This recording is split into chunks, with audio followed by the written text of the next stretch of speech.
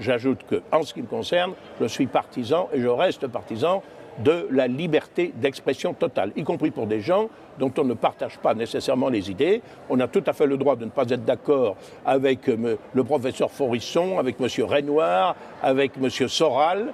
On a même tout à fait le droit, éventuellement, de les contredire. Mais le fait, par exemple, que dans une Europe qui se dit à la pointe des droits de l'homme, ces trois personnes, un universitaire de 88 ans, un père de 7 enfants, un essayiste et polémiste, soit dans la France d'aujourd'hui condamné à de la prison ferme,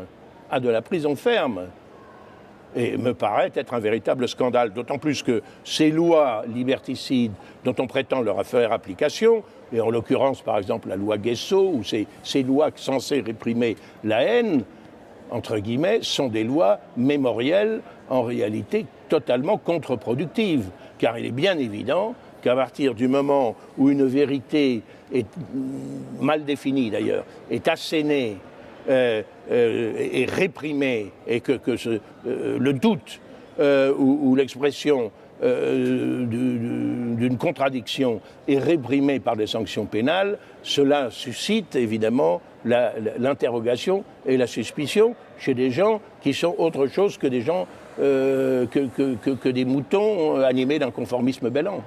Merci Bruno Gollnisch. Merci Bruno Gollnisch. À bientôt. Je vous en prie.